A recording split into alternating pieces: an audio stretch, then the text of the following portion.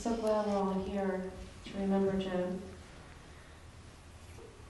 This is really hard to do. And I tried to print out what I was going to say today, but I just have it on my phone here, so.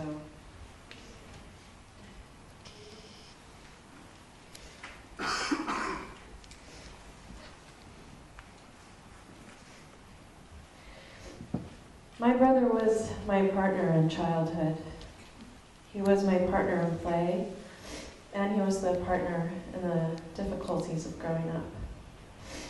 Over the years, as we grew into our adulthoods, we got married and we had children and developed our busy careers. We didn't talk as frequently as we probably should have.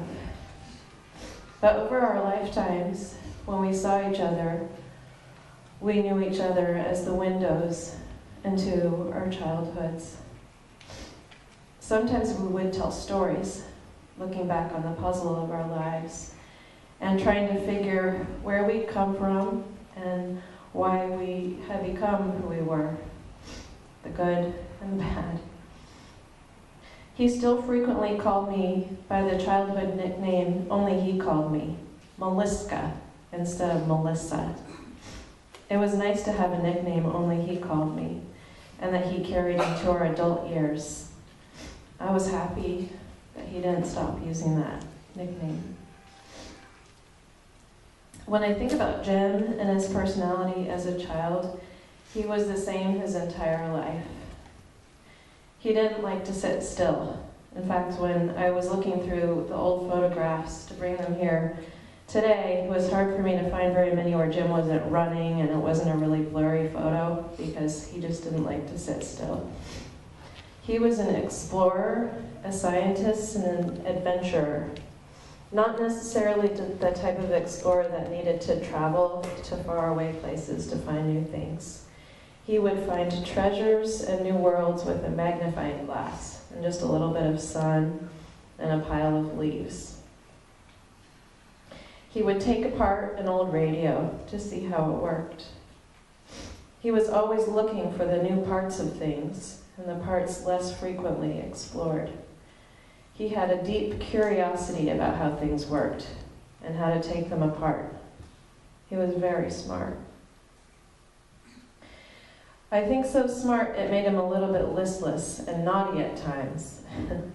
But his heart was always pure and sweet and generous. As a child and as an adult, he liked to do things that were different, not the things that one might expect. As an 11-year-old boy, he loved to sew. I don't know if many of you know this about Jim, but he sewed a lot of things. He sewed stuffed animals, clothes, and even outfits for our younger sister, Liz. And I just had to bring this skirt that he sewed when he was 11 for Liz. And Steve, you probably remember this skirt. And note, there are special double pockets in front. It's really pretty nice. It has elastic and everything, and Liz would wear this around the neighborhood to play.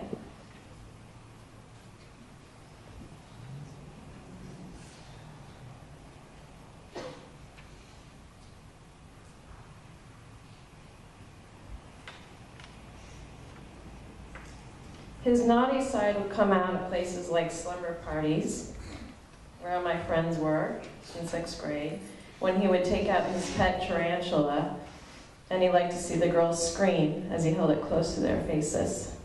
He couldn't resist, but the girls actually loved it. All of these memories of Jim as a child point to the man he became. He liked to try the unexpected. He was also a risk taker and liked things that went fast, which started out for him as roller skates and then became a motorcycle in his teen years. Again, he didn't like to sit still.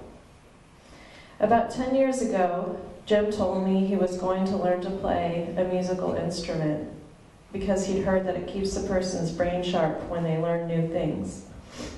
I figured he'd say he was going to take up the violin or the piano, but in pure Jim style, he informed me he was going to play the didgeridoo. And he'd already made one out of a huge PVC pipe, and it worked, of course, MacGyver style. Jim was always trying new things. His proudest accomplishment was his children. When Ryan and Sammy were each born, it was clear, as he softened around them, that he loved them very much.